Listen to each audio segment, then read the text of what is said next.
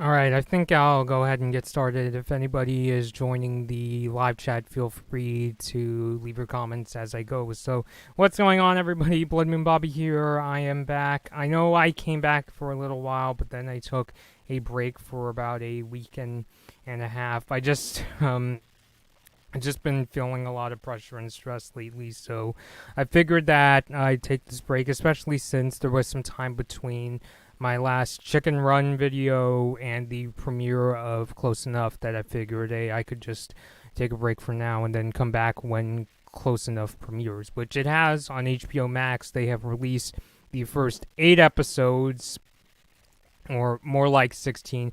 It's the thing where Close Enough is released in a similar format to regular show, where every half-hour episode is really 2 episodes put together. So I guess technically it's like 16 or 8, but however you slice it, the show has premiered on HBO Max, and it basically it's a show that's very similar to regular show. If anything, it's if I were to both describe it and give my own thoughts, it's pretty much what I expected. It's basically it's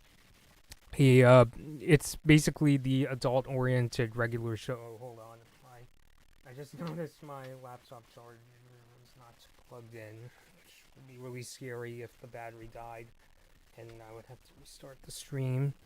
But anyway, it's essentially the adult-oriented regular show, except now we have a human cast starring our 2 lead characters, Josh and Emily. They're a married couple. They have a daughter, Candace, and they live with their friends, a divorced couple, Alex and Bridget, and they're also joined by their landlady, Pearl, and her adopted son. I have to look at the HBO Max website again to remember the adopted son's name, Randy. So it's pretty much what I expected. It's basically the misadventures of all these characters, what they go through in Los Angeles, and as HBO Max describes Close Enough, they say it is about these characters navigating that transitional time in their 30s when life is about growing up but not getting old. So really the best way I could describe Close Enough is, if you liked what J.G. Quintel did with regular show, I think you're going to really like what Close Enough does, because it's basically, it delivers what you expect, and there's enough of an identity within Close Enough with its characters, the dilemmas that they get into and their adventures, that it doesn't feel like like, one of the concerns I did have with Close Enough was, would it be too similar to regular show? Would it just be basically copy and paste, just throw more adult jokes? It has enough of a strong identity in terms of the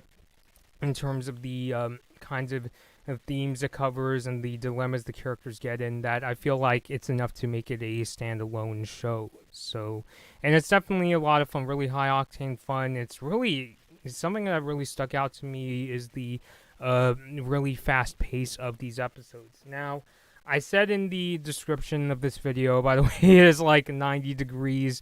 I'm up here in my normal recording room studio, doing this because I don't have too many other options, so don't mind me. It's just really hot. But anyway, so I said in the description of this stream that hold on a second, my phone's ringing. I said in the description of this video that I'm going to be reviewing the first 4 episodes. I don't think I'm going to be able to cover all 8 of them. They are available to watch on HBO Max, but this month I'm going to be packed with a ton of reviews to do, so I'm mainly going to be focusing on the first 4 or 2, depending on how you would like to define it. If you want me to review all of the episodes that have been released on HBO Max up to this point, feel free to let me know in the chat, and maybe when I go over Amphibia and get caught up with the Owl House, because I have been caught up to all the episodes of the Owl House released in the States to this point. I'm just talking about the next batch of episodes that are yet to come out. But when I get caught up on both the new episodes of Amphibian Owl House, maybe I'll do another close enough stream. I usually with TV shows I like to do the episodes and streams like this because if I were to do that in front of the camera behind me, then I think it would just be a really choppy mess, and it would be a nightmare to accomplish in editing. And also, doing this live gives me a chance to discuss these shows with you all that are watching. I know that a sizable amount of my audience really likes JG Quintel and Regular Show. I did see the final episodes of Regular Show just before Close Enough came out, and I definitely did have a lot of fun watching those final episodes. Me and my sis, we thought it was kind of abrupt that they throw in this story with Pops where he's basically the chosen one and he has to save the universe, but I thought they pulled it off really well. It had a lot of fun doing it. It was really epic, and the major death that happens, I'm not going to give away who dies at the end of Regular Show. It got me. I felt I shed a few tears. So I thought it was a really epic way to end it, and I thought that Regular Show it's easily still one of my favorite Cartoon Network shows to this day. It was pretty much the show that got me into the cartoon renaissance of the 2010s.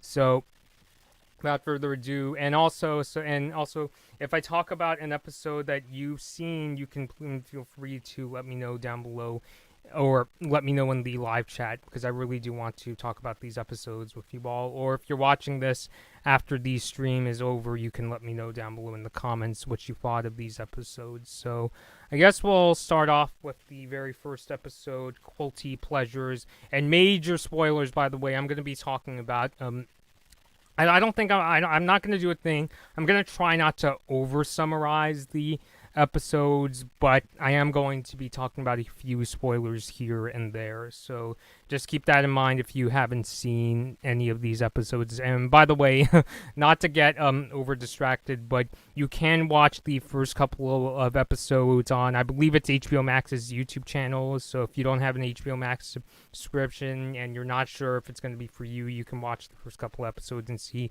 if it is something that you may like. So we'll start off by talking about the first episode, Quilty Pleasures, and yes, it is about a quilt. Basically, what happens in this episode is Josh and Emily have to help their daughter Candace make this quilt patch of something that has to do with her family. And so they end up going to this fashion district in order to see if they can get supplies to make it. So I thought this episode was a pretty good introduction to in technical terms, it does introduce all the characters, but it mainly centers on the two main characters, Josh and Emily, and and we see, how their relationship and their different characteristics work out. And we also get a good taste of the adult sense of humor of Close Enough. It does feel, at times, the dialogue can feel a little tacked on, like the kind of thing where you could tell the writers, they're really trying to make this like much more adult dialogue than what you would hear on Regular Show. Like there's obviously a lot more like like profanities and and like sex jokes in this compared to Regular Show. Stuff they couldn't really do on they just flat out couldn't do on Cartoon Network. But for the most part, it does feel like the writers do have legit fun with coming up with the dialogue, and I like the acting of these characters. I do like the story that happens in this episode where they go from having this where they go to this fashion district in order to get see if they can get its like thread to make this quilt patch. Emily's there. She's trying to see if she can buy some and having some trouble, while Josh is there mainly and just gets whatever he wants. He gets a zoot suit. He's really into churros. He buys a parrot, which the parrot he calls the parrot, I believe, BJ, which Hope. BJ as in, I think BJ's the name is the whole name is Bird Josh, and the one thing that the thing that the bird and that's kind of a running gag in this episode is that this parrot like calls Josh a dumbass white boy in Spanish. So it kind of gives an idea of the type of humor that goes in Close Enough, where it kind of goes for that sort uh, of sense of humor. In terms of risque levels, I would say that Close Enough is, I would say it's a little more edgy than The Simpsons, although it's still like not nearly as risque as something like South Park. And it's not that's not a critique of the show. That's just basically how I would describe just how risque a Close Enough is. But it is, humorous to see like Josh just going around having fun and buying all this stuff. And then we see Josh and Emily get in this situation where Josh thinks that somebody stole his wallet, and they come across what he and Emily thinks are a bunch of British children. Like, it looks like they're homeless and hungry, and they agree to help Josh and Emily make this quilt patch, but they have to well, in this case, Emily has to sing a song about parenting, and of course they make it. But it turns out that these kids are not really kids. They're not very good people, and they try to go after Josh and Emily, and one of them is actually kind of creepy. One of them actually, like, it gets late, and Josh and the our two characters actually, like, they go to sleep, and one of the characters kind of gets off on seeing them sleep together. So it's just yeah. So, but I thought this episode was a lot of fun. I really like Close Enough is honestly a really good example of the kind of fast-paced show I really like. Like, it's the kind of thing where it's not fast-paced to a point like something that the Powerpuff Girls reboot did, where it's too fast to a point where it's like, I felt like I missed information and it's going ahead of itself. It's the kind of thing where it's the kind of fast-paced where it keeps the show going and it keeps you on your toes. And that's something that I think J.G. Quintel does pretty well. I think he did a pretty decent job with that sort of, like, the urgency, especially when things really get going toward the end and things start getting really tense and then you're at the edge of your seat. I felt that he definitely pulled that off in regular show, but in Close Enough, something about that I just felt even more. And hi, Alan, how are you? Have you seen Close Enough? Or are you familiar with J.G. Quintel and regular show? It's nice to see people joining in on the chat, but I thought it was a pretty good introduction. And of course, Candace was able to come up with a quilt patch of her own, but this is one of those things that I won't spoil because, yeah, let's just say I think Candace pays attention to her parents a little too much. So overall, Quilty Pleasure is definitely a fun introduction to Close Enough. And yeah, yeah, I had in my notes that one of the things that happens to Bird Josh is this one bird, or like comes at Bird Josh and cuts that off. So yeah. So I thought, definitely a really fun episode. The Perfect House. This might it's going to be interesting because I would say that Perfect House and another episode that I'm going to talk about, Logans Run, I think are my two favorite episodes of the four I'll be talking about today. So what happens in the Perfect House episode is Emily, we find out that Emily really likes to go to open houses because she wants to live a much nicer life. Like, she goes to these really fancy houses, and Josh comes along, but he's really, really bored. And we see that when she goes home, in comparison, in Emily's friends and Josh, they all just kind of goof off. We see the character Bridget is literally like going around like painting stuff, although she's in her bra. And their friend Alex is trying to make a connection between Garfield and Jesus while drinking what what our lead characters first think is moonshine, but it's actually piss. So yeah, so this leads Emily to go to another open house. Alan says, "I am familiar with GG Quintel." So yeah, Alan, as I said earlier in the stream, I would say close enough. It's the kind of thing where if you really liked regular show, I think you'll like close enough. Especially if you're looking for a regular show with more of an adult edge, like more adult situations and more adult humor. I think it serves the bill pretty well.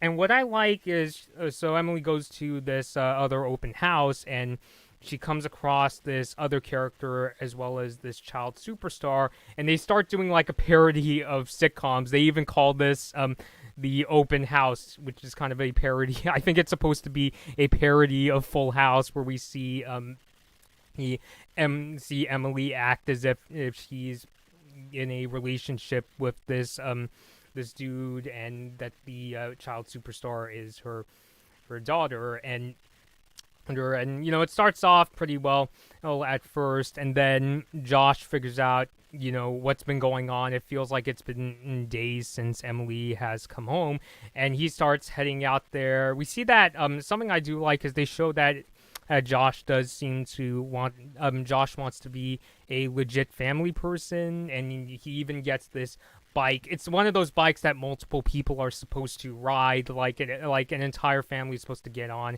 and ride together. So he sets out, and of course, it's really difficult to do when you're riding a bike that's meant for multiple people and not just one. And this is where it gets a little creepy. So Josh, of course, comes in, and Emily realizes that she has to go home. But what makes it really difficult is once you get in this house, especially when it starts going into reality show mode, you cannot go outside. You try going outside, you'll just see a bunch of TV static, and there's a studio audience watching them, and of course they're laughing and reacting to all the things that happen. And Emily thinks that, I have to do like things you cannot do on TV. So like she starts swearing, and of course it's censored. She tries exposing herself, and none of that seems to work. It just kind of shocks the audience. And then she figures, because they do the thing where cliche sitcom thing where they start playing the really emotional music, and Emily is like, maybe I have to follow through with we're supposed to follow through with the format, not go against it. And so we understand her dilemma. She tells her reality show family that she can't be a part of this family anymore, and she tells Josh what basically happens is she just gets, in order to vent from her personal life, she likes to go out to open houses, and it's done in a really understandable manner. Of course, she and Josh decide to go back home. Unfortunately, the guy that she did the reality show with has a really angry wife, and is like, you left me alone with our triplets, and he gets sucked back into the reality show. So yeah, I thought that the whole reality show parody was one of the most creative aspects of the close enough episodes that I've seen. I really like this idea of they play it out as if it's a parody of Full House, and then it goes to shit, and it turns out that you cannot escape this, and you have to ride this out. Well, you can escape it, but in order to do it, you sort of have to play along. And it's a very, understandable dilemma that Emily's going through. This idea that, it's not that she hates her family and friends, it's just that she does sometimes long for a, better life and a nicer house. It's just that at times her friends and husband can just go sort of off too far off the rails sometimes. But I thought overall it was a really well done episode. I would say it's one of the most creative episodes of the 4 that I'm going to talk about. So yeah, so really good job. I would say the Perfect House is one of my favorite episodes that I've checked out thus far. And then we get to Logans Run, which, yeah, when I saw that the episode was called Logans Run, it honestly gave me it honestly reminded me a lot of Regular Show, because one of the things I liked about Regular Show was how it was able to incorporate all these 80s references and pop culture references. I think Logan's Run, the movie, was from the 70s. If I'm wrong, you can correct me in the chat or the comments.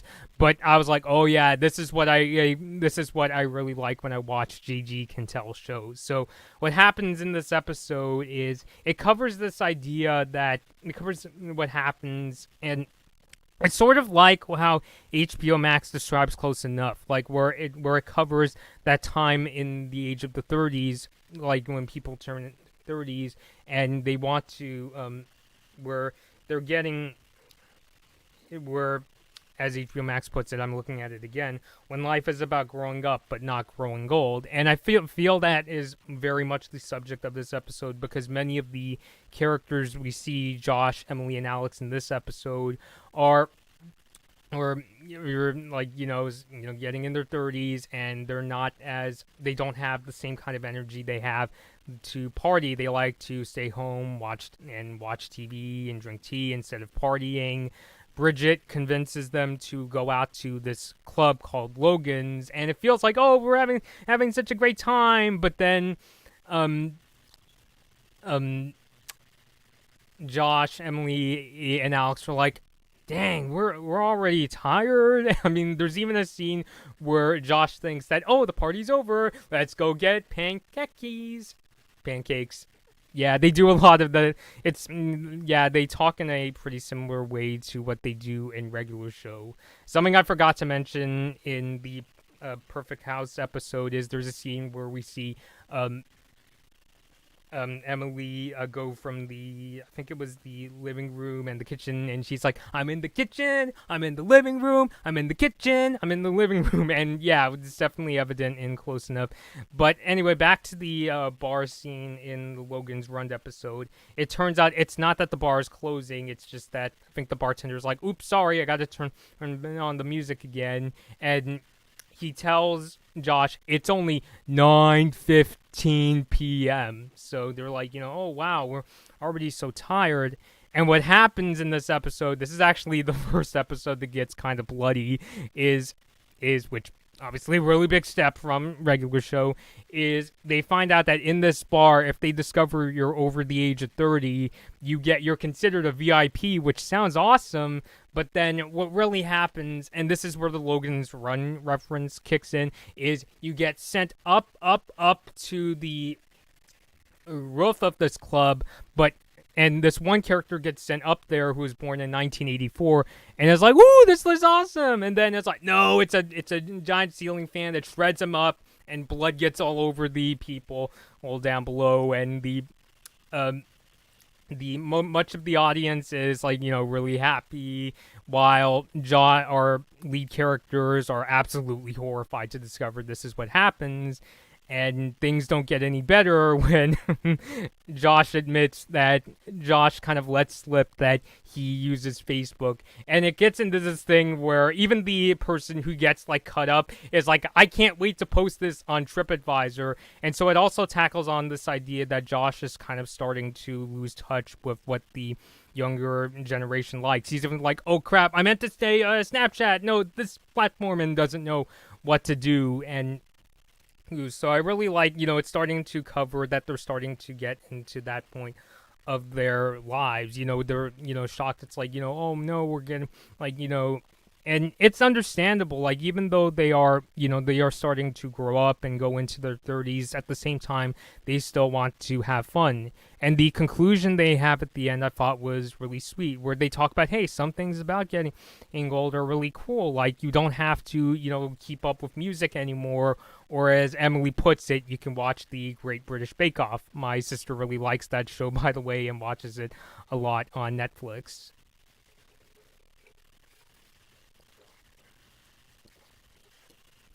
So yeah, understandable dilemma. Pretty good use of shock humor. I mean, obviously the guy that got shredded up by that fan, I think it's supposed to be a take on how in Logan's Run, the idea of that movie is when you reach a certain age, I think it's a method of population control in that movie, basically sentenced to die. And of course, lead characters make their escape. I think the bartender, they actually discover that because the bartender likes the um movie Logan's Run, they're like, oh no, it's an old person. And of course, the most of the people in this club don't want to be around who they consider old people, even if it's still people like Josh, Emily, and Alex. So I really like how it covers that time, that time in their 30s, and I thought the dilemma was really understandable. It was still a humorous episode, and I still really liked how it was able to pull it off. Again, really tense, and it just had a lot of fun with it. So I definitely really like Logan's Run. Honestly, the more I think about Logan's Run, I might even go as far as to say this might actually be my favorite close enough episode of these four. Again, I have to watch the rest of the episodes. I'm mostly talking about the first four as a way to sort of get my feet wet. I did want to talk about Close Enough right around the time that it premiered, so that I wouldn't be doing this like 6 months down the line. I know it's a habit I need to stop doing on my YouTube channel. If there's anybody else out there who has seen Close Enough or is interested in checking out the series, feel free to let me know down below in either the comments or the live chat, because I really do enjoy interacting with you all, and I know that a lot of my followers really like the work of JG Quintel and Regular Show.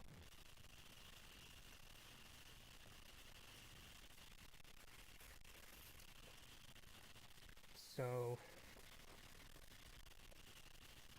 just checking in on a couple things.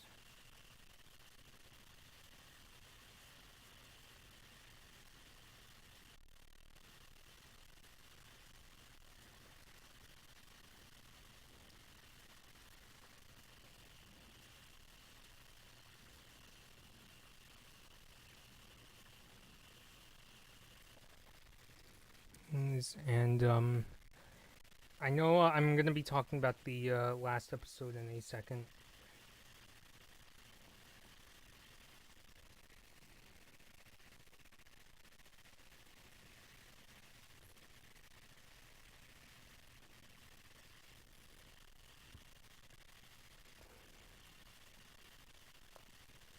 Okay, so let's talk about the last episode I'm going to be talking about in this stream today, and that is Room Parents. Basically, it's an episode where Josh wants to take charge of, making this fundraiser for Candace's school. And right away, it starts off with a really kind of edgy scene. Oh, hold on a second.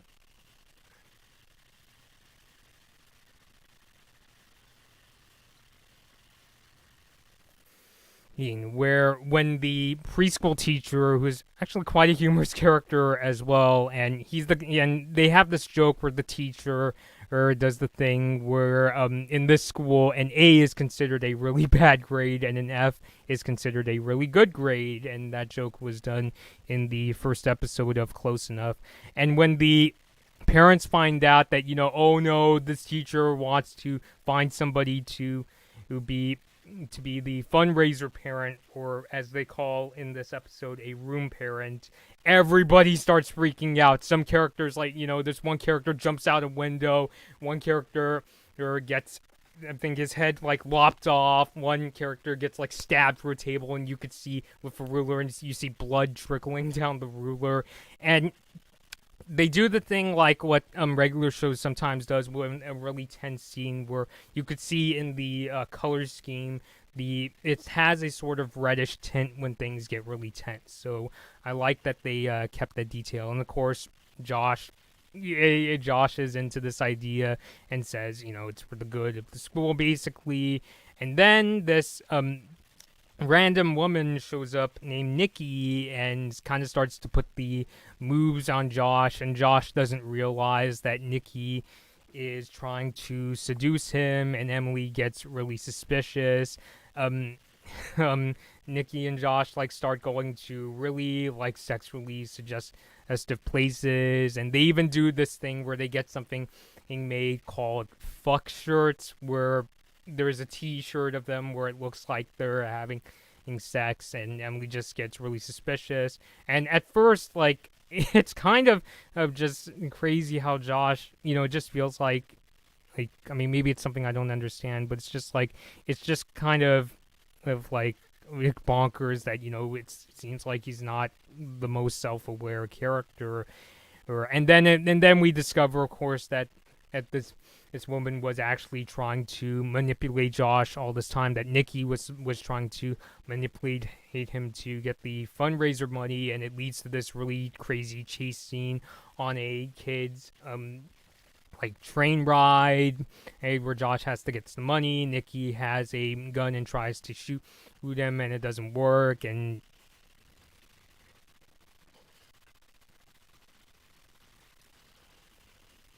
it doesn't work, and it makes me kind of wonder.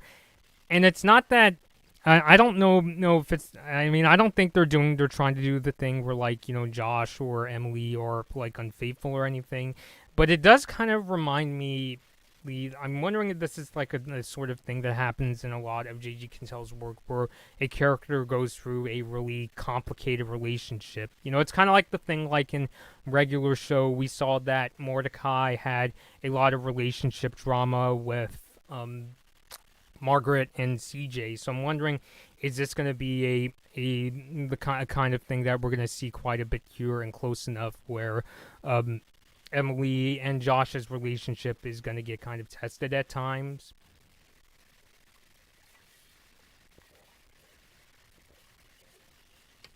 But again, I definitely really like this episode. I thought kind of gives an interesting character insight into both Emily and Josh, and it was a lot of fun, and definitely really keeps up the really high octane thrills.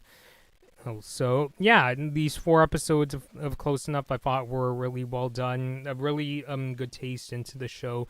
Again, it's definitely really similar to regular show in terms of character or dialogue, and like the style of dialogue and the art style is very reminiscent. But I think what they do to make this more adult oriented in terms of the themes of these episodes and the kind of characters they are, and of course even down to the dialogue, like I said, it's a lot more foul mouthed than regular show. It does give Close Enough enough no pun intended, but it gives Close Enough of an identity to make it its own series, and I definitely had a lot of fun watching it, and I think it's a great addition to HBO Max. I do hope that they don't repeat themselves in terms of like themes in the different episodes. I am interested in checking out more of these episodes, and maybe one of these days I'll do another review where I cover the remaining episodes I haven't checked out on HBO Max. I do hope that they don't repeat themselves too much in terms of themes and character interactions, because I felt, as much as I do like regular show and it does remain one of my favorite Cartoon Network shows to this day, I do feel in the final season some of the episodes start to get a little repetitive in terms of feeling like, oh, we've been down this before, and I kind of feel what's going to happen. If anything, I would have liked in the final season if they focused a little bit more on Pops' training when he has to fight Anti-Pops, because I felt that was the most interesting aspect of the final season of regular show. I mean, for what they were able to do, I'm not really sure how much they could extend it. Since I felt part of the fun. There was even an episode where they kind of poke fun at montages, and that's why Pops was able to get through the training fast. And that montage episode was one of my favorite episodes of the final season of regular shows. So I hope they don't like repeat themselves too much in this final season. But yeah, there you go. Overall, I do really like Close Enough. I think it's a really great addition to HBO Max. Definitely a really nice addition to the adult animated shows that I currently watch. These days, I mostly stick to things like the Eric Andre Show and South Park. I've been watching a ton of South Park on HBO Max when I'm not doing reviews of review videos. So yeah, definitely a lot of fun. In terms of what shows I am interested in reviewing, the next show I'm probably going to go into is Amphibia, since I reviewed the first 2 episodes a while back. I know that the second season, I believe, starts tomorrow, and I have yet to finish the first season of Amphibia. I heard things get really serious toward the end of the first season, and it looks like a certain character could die or something. Don't spoil for me in the chat, but I'm just letting you know what I know. So yeah. But as for Close Enough, I definitely recommend it, especially if you really like regular show. I think you're really gonna like Close Enough. I think the two go hand in hand pretty well. And if you're skeptical, first of all, I do recommend checking out the first couple episodes. You can find them on the HBO Max YouTube channel. With regular show, the way I got into it is I remember seeing a top 10 list of the best Cartoon Network shows, and I saw a bit of regular show where they mainly used clips from the first episode with the broken wall, and there was also a scene at this this dance party with these 80s ghosts. And something about the way the characters talked and the sort of, cool dude attitude of the characters and the sense of humor or came off to me as I don't at the time it came off to me as I don't know too much about this show on Cartoon Network, but I am interested enough to check it out. And I think for if you're also in that boat where it's like, I've only seen the trailers of Close Enough, but it does seem interesting, then I would still recommend at least giving it a watch. It's definitely a lot of fun, I would say. Yeah. It's kind of funny. Well, I shouldn't say funny, but I just realized I know that Adventure Time BMO just came out on HBO Max as well, and Close Enough also came. It's kind of interesting because a lot of people credit those two shows, as well as Symbionic Titan, for kind of throwing Cartoon Network into the renaissance of the 2010s.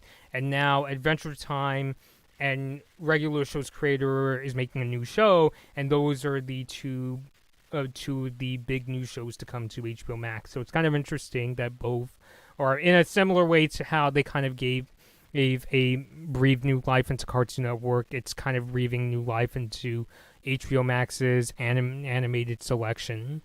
So yeah. So again, if you've seen these episodes, I talked about Quilty Pleasures, The Perfect House, Logans Run, and Room Parents. If you've seen these episodes, or if you're just interested in Close Enough and you want to know more about it, let me know in the chat. Again, I really enjoy talking about these episodes with you all.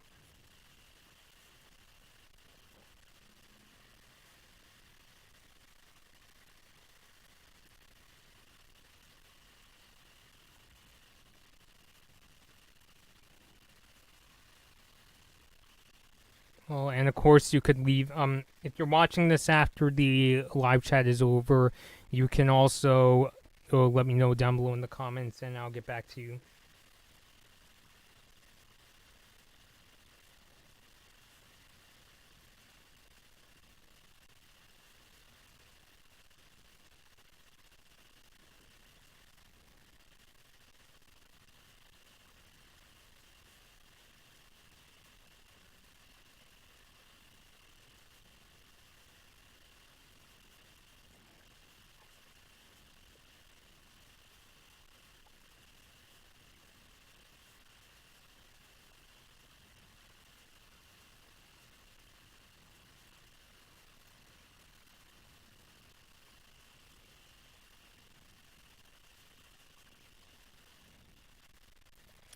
Yeah. Alan said, I always remembered seeing the regular show promos having Mordecai and Rigby in the field mowing the park grass.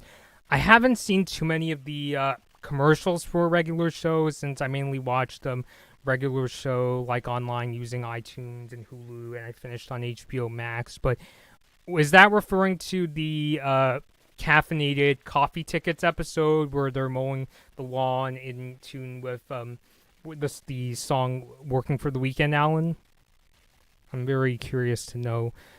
And actually, so far in the first 4 episodes, there's not too much licensed music. I mean, the music is kind of similar to what we hear in regular show.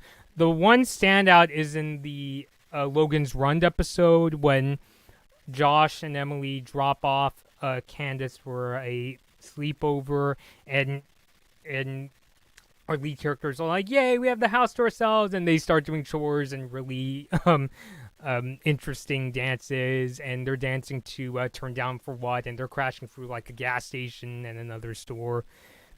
Got me kind of wondering. I'm not one of those people that's like, "Ugh, that song from 2 years ago. I hate that."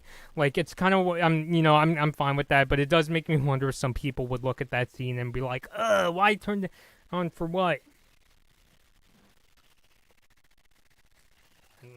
It would be nice because I do really like how regular show used a lot of licensed songs, mostly from like the late 20th century. But I thought it was is really cool to see a Cartoon Network show where they use songs. I mentioned Working for the Weekend. They also used Footloose, We Are the Champions, I Need a Hero, the Bonnie Tyler song.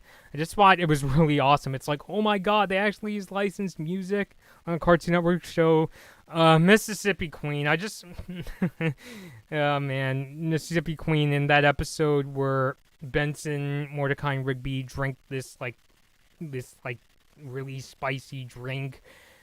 Just if it was close enough, I think they would either make it like a really spicy alcoholic drink, or they would just be like straight up like drugs and them getting high. Because the scene that follows, where Mordecai, Rigby, and he and Benson try walking around and try getting home, it feels like an acid trip while Mississippi Queen plays. Like, the characters look really distorted, and it seems to go on for quite a long time. It's really difficult to describe. I mean, you haven't seen that episode of Regular Show. Was probably one of the funnest scenes to come out of that episode.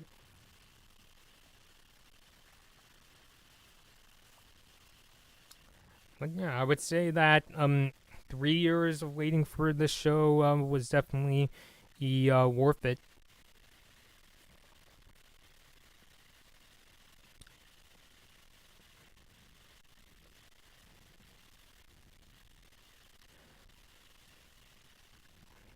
And judging by the trailers that I've done reaction to, there is quite a bit more to go on. I'm also curious to see if they're going to do story arcs later down the line of Close Enough, like what they did with Regular Show when they started to get into things like the relationship issues, or when they had the story arcs of Rigby going to high school, or even when they went to space. Are we going to see that in Close Enough? So far, I would say when it does get surreal, the more surreal moments are kind of more down to earth compared to Regular Show. I mean, so far I haven't seen an episode where it gets to the level in Regular Show where the characters use 80s cell phones and they get sucked back into the 80s. So I haven't seen that quite yet, although in the trailers they do imply some really weird shit happens.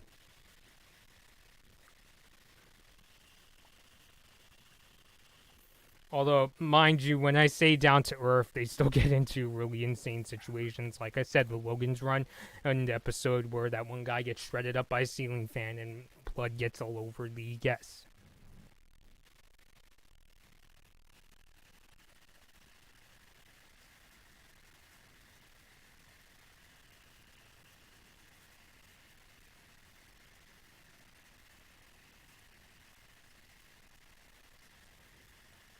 And also, Alan, I wanted to thank you for sharing my stream. I hope more people check it out, because it's definitely a lot of fun to describe these episodes.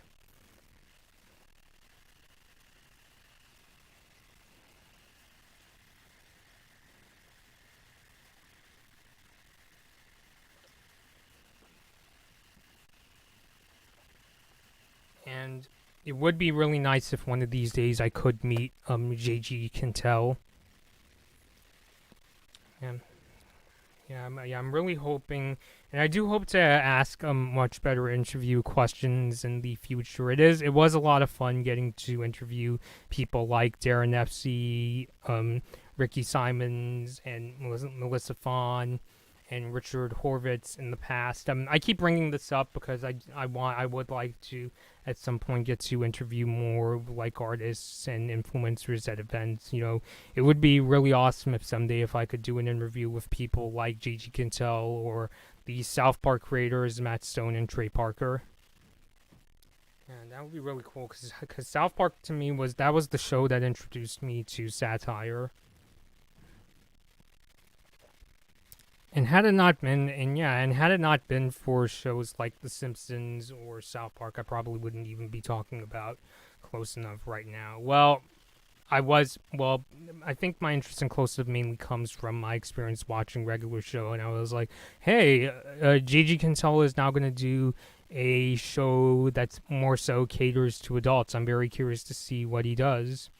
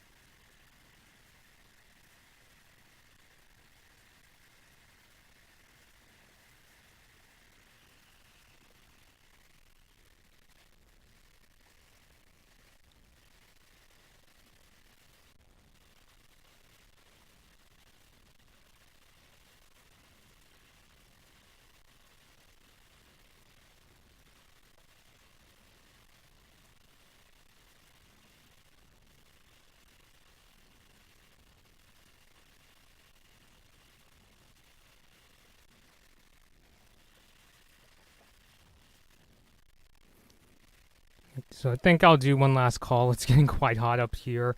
If you've seen Close Enough or you're interested in checking it out, let me know in the chat. I have, once again, the episodes that I reviewed are...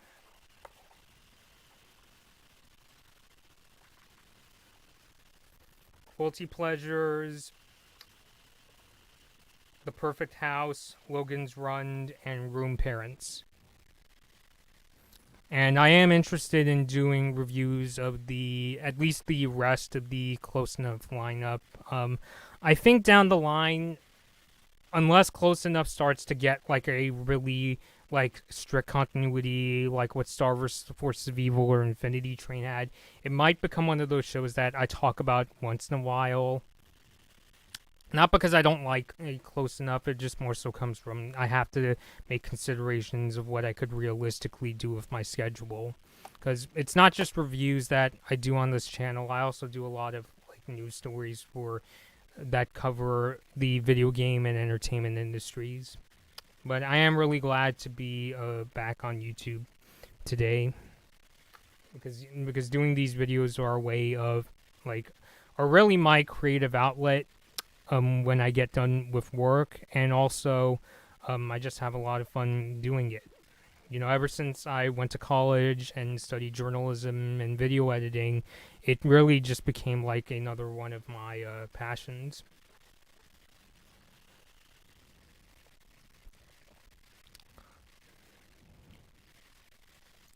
And I know that the Blood Moon Ball anniversary Star vs. the Forces of Evil...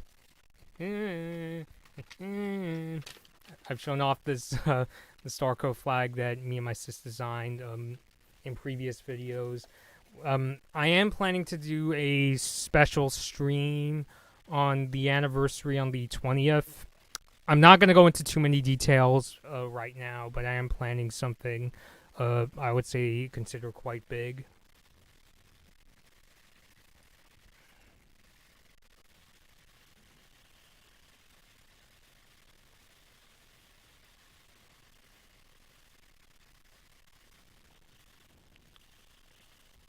So again, I'll do one last call. If you've seen Close Enough or you're interested in checking it out, let me know in the chat. I'm very interested in talking about these episodes with you.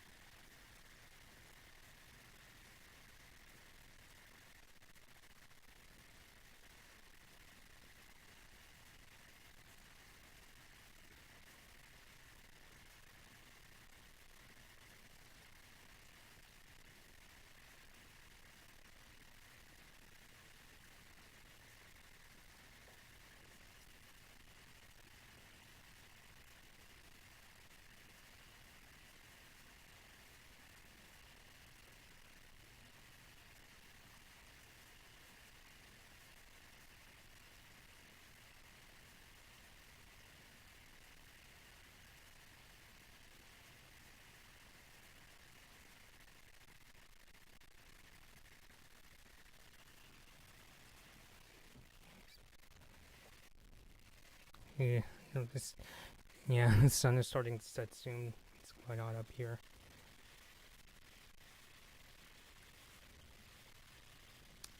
All right, I think I'm gonna call it from here because the sun is starting to set and it's getting really hot. So, again, thank you everyone who has joined in on this live stream. I hope I was able to um, review these episodes of Close Enough quite well. Hopefully, my next review stream will be about Amphibia. It does seem like a really promising series. I've only seen the first couple episodes, so I can't really make a really big, gigantic judgment. But I will be reviewing Amphibia as well as the new episodes of The Owl House. My plan is to catch up on Amphibia.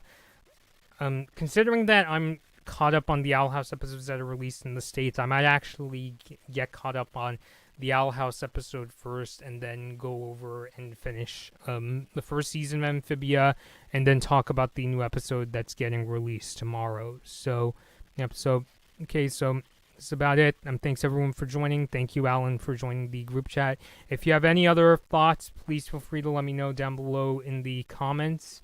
Until next time, this has been Blood Moon Bobby, and thank you all for watching.